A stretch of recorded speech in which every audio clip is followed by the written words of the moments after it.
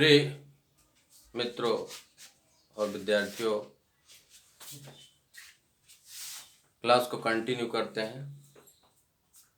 कल हम बहुत सारी चीज़ें पढ़े थे। कल संगत कोण पढ़े थे, जिसमें दो समांतर रेखा और तिर्यक रेखा लेते हैं और तिर्यक रेखा के एक ही ओर एक अंतःछेद और एक बाह्य क्षेत्र में बना कोण संगत कोण कहलाता है। अब आगे बढ़ते हैं। आज दूसरा एकांतर कोण के बारे में पढ़ते हैं। एकांतर कोण,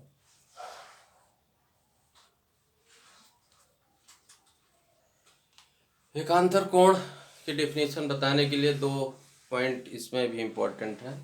इसमें भी दो समांतर रेखा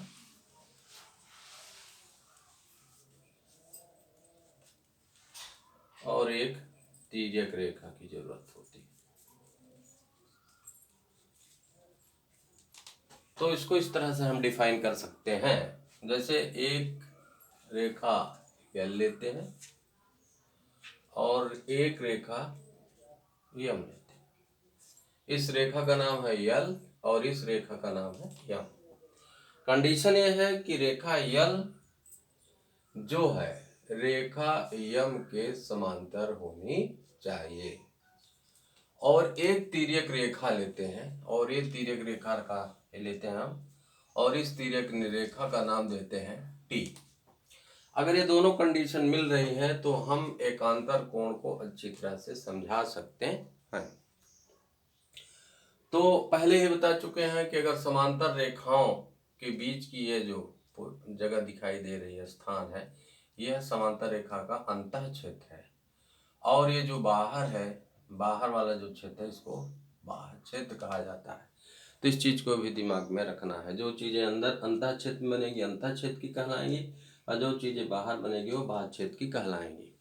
तो इसको समझने के लिए डेफिनेशन को हम स्टार्ट करते हैं कि दो समांतर रेखा लेते हैं L और M, जिसको एक तिर्यक रेखा T काटती है। इन दोनों रेखाओं को दो बिंदुओं पे प्रतिच्छेद करती है। P पे काट रही है और Q पे काट रही है। तो तिर्यक रेखा के विपरीत ओर, तिर्यक रेखा आपकी T है, इसका विपरीत इधर है और इधर है। एक इधर होगा और एक इधर होगा, विपरीत ओर समांतर रेखाओं के अंतःछेद में। देखिए दो तीन पॉइंट हम लिखना चाहते हैं।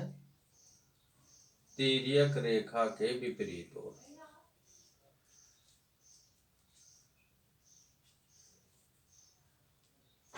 दूसरा पॉइंट अंतःछेद। अंतःछेद आपको समझ में आ गया। तीसरा पॉइंट कटान बिंदु पर, कटान बिंदु पर। ये तीन पॉइंट बहुत जरूरी है, इनको याद रखेंगे तो इसकी डेफिनेशन समझने में दिक्कत नहीं होगी। दो समांतर रेखा को एक तिर्यक रेखा विभिन्न बिंदुओं P और Q पे काट रही है, तो तिर्यक रेखा के विपरीत ओर, एक इधर एक इधर, कटान बिंदुओं पे और अंतःछेद, ये अंतःछेद है। तो कटान बिंदु ये है, एक P है और एक Q है। विपरीत इसका एक, अगर हम इसका इस साइड में लेते हैं तो इसका विपरीत ओर ये होगा। और एक ही बिंदु पे नहीं, अलग अलग बिंदु पे, विपरीत और अलग अलग बिंदु पे, ये भी ध्यान देना है। तो इस प्रकार के बने कोण जो होते हैं वो एकांतर कोण कहलाते हैं। और एकांतर कोण आपस में बराबर होते हैं। सपोज दैट इसका अगर कोण एक नाम लेते हैं, इसका कोण दो लेते हैं, तो इस कंडीशन में कोण एक जो है कोण दो के बराबर होगा। ये सारी चीजें आप बड़ी क्लास में जाएंगे जब 9-10 में, तो ऑलरेडी सब प्रूफ की जाएंगी। तो इस तरह से अगर देखें तो इसका अगर ये पॉइंट लेते हैं यहाँ पे, ये 3 लेते हैं, तो इसका विपरीत कहाँ पे होगा, यहाँ पे होगा। ये 4 है, तो कोण 3 का एकांतर क्या होगा, कोण 4 होगा। कंडीशन कंप्लीट होनी चाहिए। और एक छोटा सा और आप दिमाग में रखिए, दिमाग में, कि अंग्रेजी का जो Z अक्षर होता है उसकी मदद से भी इस एकांतर रेखा को अच्छी तरह से समझा जा सकता है। जैसे अगर ये हमने आपका अंग्रेजी का Z अक्षर बनाया, तो यहाँ पे क्या है, ये दोनों समांतर रेखा हम मान लेते हैं और इसको क्या मान लेते हैं, तिर्यक रेखा मान लेते हैं। तो देखिए एक अगर इस कटान बिंदु पे बन रहा है तो इस कटान पे बिंदु बन रहा है, तिर्यक रेखा विपरीत और है भी। ध्यान से देखिए आप, अगर इसको आप बढ़ाते हैं तो क्लियर हो जाता है। देखिए एक यहाँ पे बन रहा है तो एक यहाँ विपरीत हो, तो पूरी कंडीशन को फुलफिल कर रही है। तो इस तरह से आप कोई भी सवाल दिए जाएंगे तो आप उसमें एकांतर कोण को अच्छी तरह से पहचान सकते हैं। अब इस पे आगे थोड़ा एक प्रॉब्लम भी करेंगे जिसमें बहुत सारी चीज़ों का यूज करेंगे। अब इसके बाद आता है अंतःकोण। अंतःकोण के बारे में डिस्कस कर लेते हैं।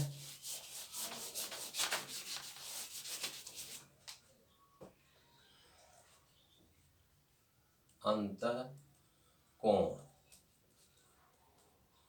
अब इस अंतःकोण के लिए वही दो कंडीशन की जरूरत है, दो समांतर रेखा और एक तिर्यक रेखा।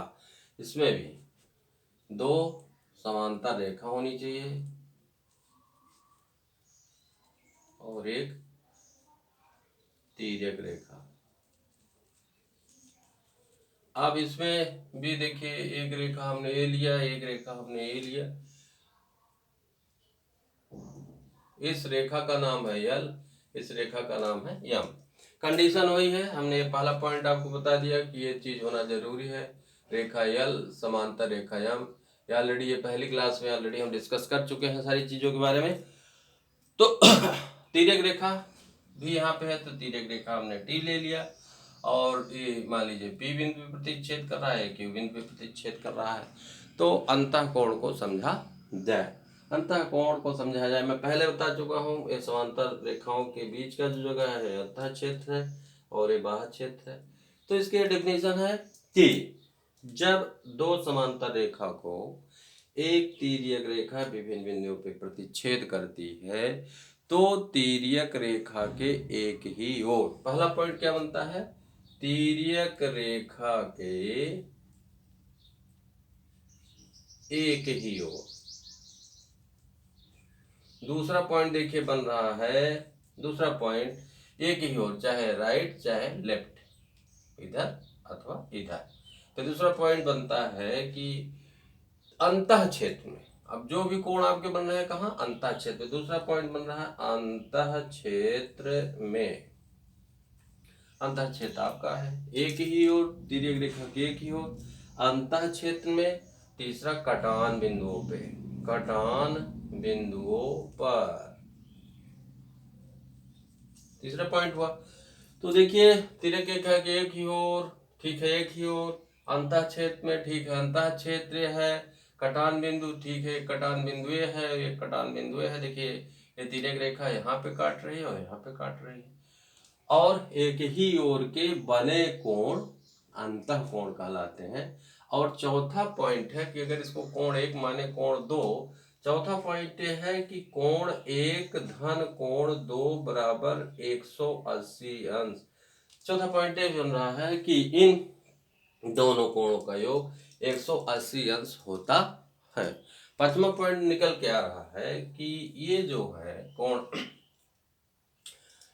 एक बराबर नहीं होगा कोण दो। ये 5 पॉइंट इसमें आपको याद रखना है।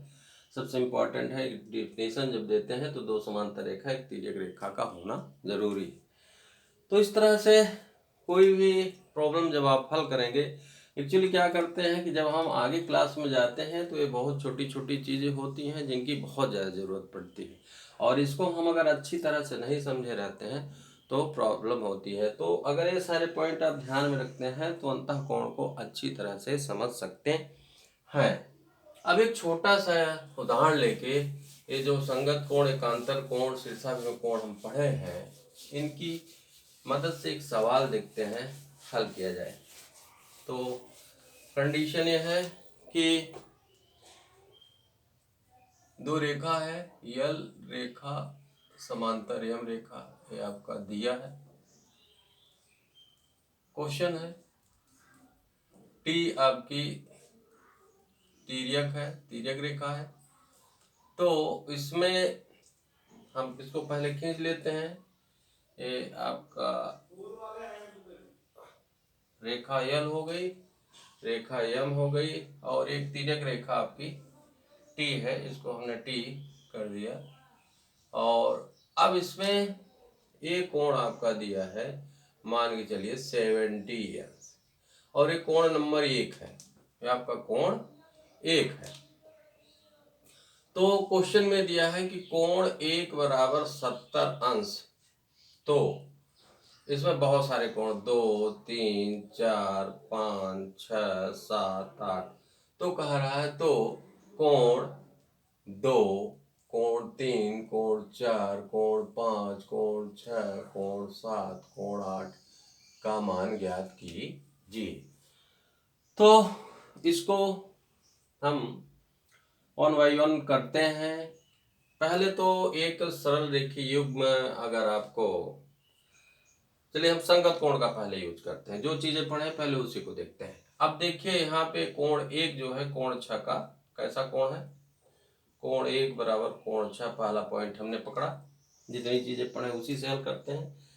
तो देख रहे हैं दो समांतर रेखा को एक तिर्यक रेखा काट रही है, तो तिर्यक रेखा की एक ही ओर एक अंतःच्छेद और एक बाह्यच्छेद में बना कोण संगत कोण कहलाता है, और ये संगत कोण आपस में बराबर होते हैं।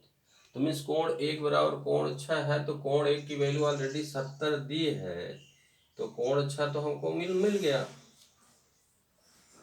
कोण 6 मिल गया। अब इसके बाद हम क्या करते हैं कि कोण 70 का, ये देखिए कोण 1 और कोण 3 शीर्षाभिमुख कोण है, इसको हल कर देते हैं। कोण 1 बराबर कोण 3 कैसे कोण है, शीर्षाभिमुख कोण है, कल बताए थे आपको इसकी डेफिनेशन। शीर्षाभिमुख कोण है तो कोण अगर ये 70 अंश है एक, तो कोण 3 भी आपका 70 अंश का होगा। फिर अब ध्यान से देखिए कोण 3 और कोण 8 कैसे कोण है, कोण 3 और कोण 8 कैसे कोण है, ध्यान से देखा जाए। कल डेफिनेशन एक अंतःच्छेद में बन रहा है और एक बाह्यच्छेद में बन रहा है, तो पक्का है संगत कोण है। तो कोण 3 बराबर हो जाएगा कोण 8 के, कैसे कोण है, संगत कोण है। अब कोण 3 को हमने प्राप्त किया है, कितना अंश का है, कोण 3 आपका 70 अंश का है, तो कोण 8 भी आपका 70 अंश का होगा। फिर इसके बाद 5 अभी आपको 6 भी मिल।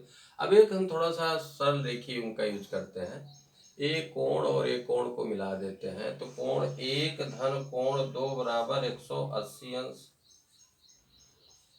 तो कोण 1 का मान कितना है, 70 अंश, तो कोण 2 का मान आपका निकल जाएगा यहाँ से सरल रेखीय गुण से।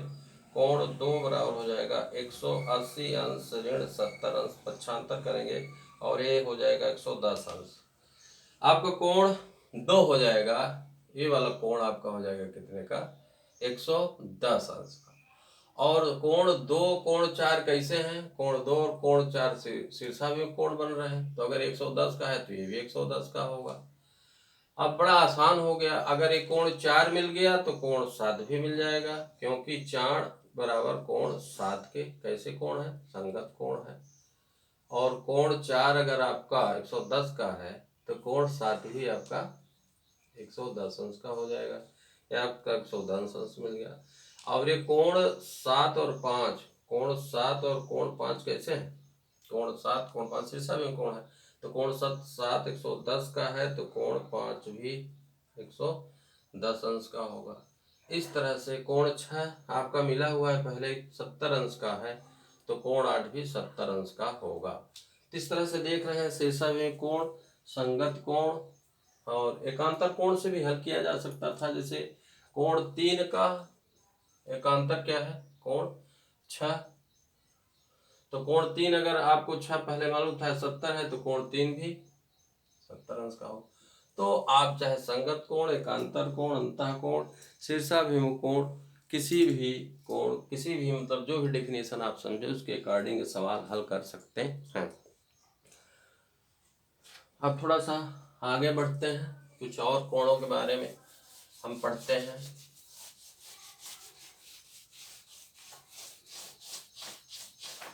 अब इसके बाद हम पढ़ेंगे कोटि पूरक कोटि संपूरक कोण। बल्कि थोड़ा सा हम पढ़ लेते हैं आसन्न कोण के बारे में। आसन्न कोण अथवा संलग्न कोण, इसको भी समझिए। देखिए सपोज दैट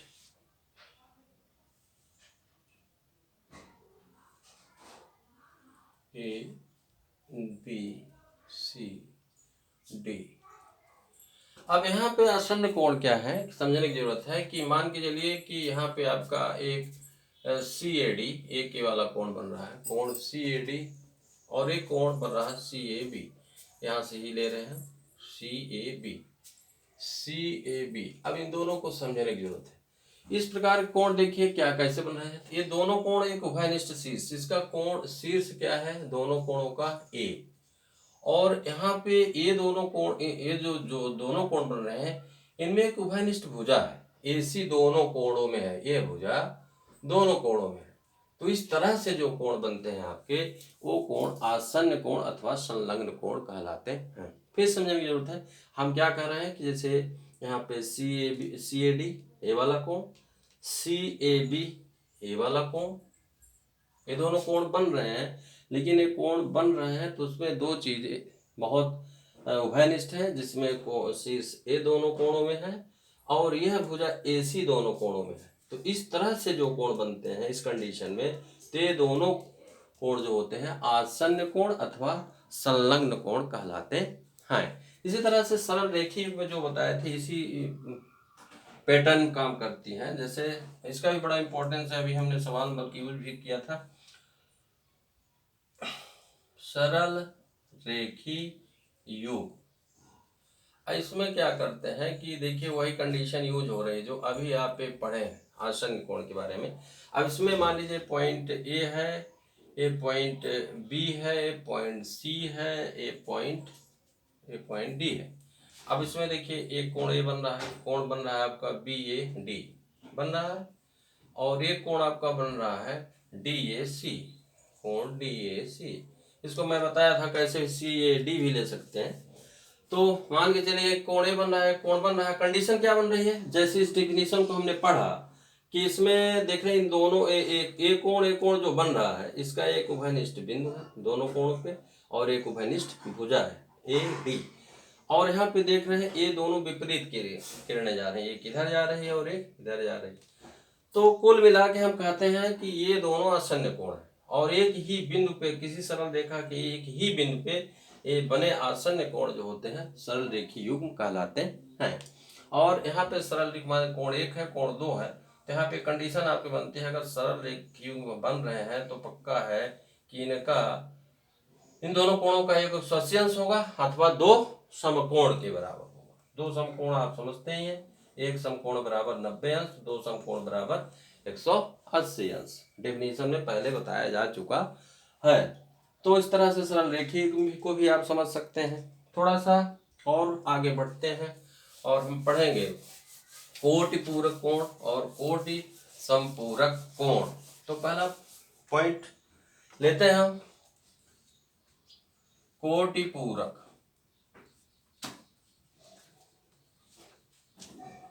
इसको पूरक कोण भी कह सकते हैं, कोटि पूरक दोनों नाम ले सकते हैं, कोई दिक्कत नहीं। अब इसको समझने के लिए देखिए जैसे हमने एक हमने कोण बनाया ए बी सी, और यह कोण आपका 90 अंश का, और इसमें एक उभयनिष्ठ बिंदु हो गया, एक उभयनिष्ठ भुजा हमने खींच दिया। तो अब देख रहे हैं कि इसी कोण के अंदर दो कोण बन रहा। अब इस कोण को हम मान लेते हैं कोण एक है, और इस कोण को मान लेते हैं कोण दो। ठीक है, एक कोण एक हमने माना इसी में। तो देख रहे हैं कि इन दोनों कोणों का योग कितना आ रहा है, टोटल 90 अंश आ रहा है। तो मतलब कोण एक धन कोण दो बराबर 90 अंश। तो यहाँ भी मतलब धीरे सीधे समझने की जरूरत है कि जब दो कोणों का योग 90 अंश होता है तो एक दूसरे के कोटि पूरक कोण कहलाते हैं। उदाहरण के लिए जैसे कुछ प्रश्नों की मदद से इसको अच्छे समझ सकते हैं। जैसे 30 अंश का 50 अंश का 10 अंश का कोटि पूरक कोण क्या होगा?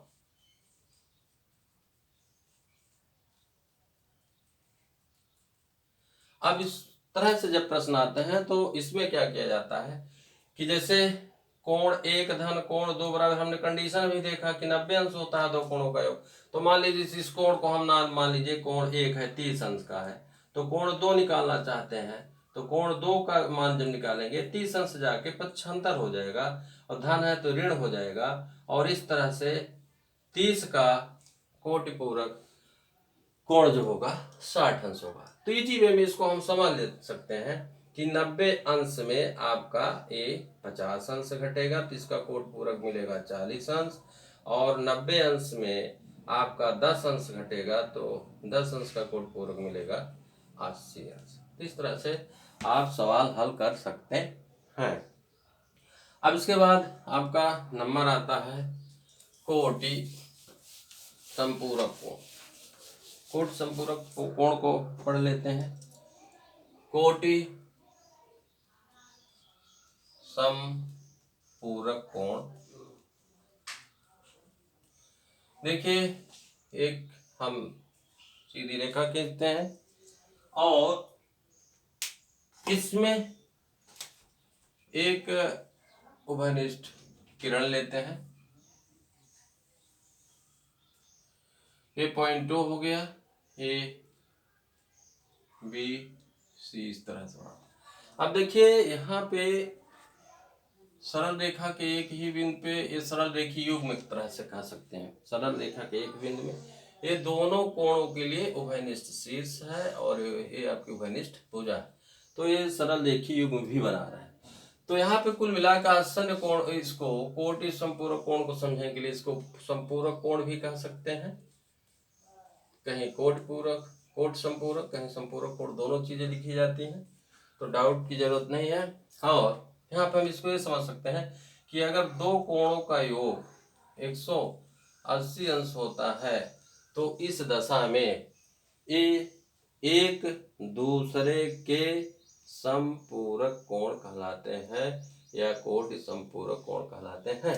सपोज दैट अगर इसकी वैल्यू 30 अंश है, अगर कोण एक 30 अंश का है तो यह कोण कितने अंश का होगा समझने की जरूरत है। तो यहाँ पे अगर कोण एक आपका ये वाला कोण ये 30 अंश का है तो कोण दो आसानी से हम निकाल सकते हैं। कोण दो बराबर 180 में ये 30 अंश आपका घटता है तो ये हो जाता है 150 अंश।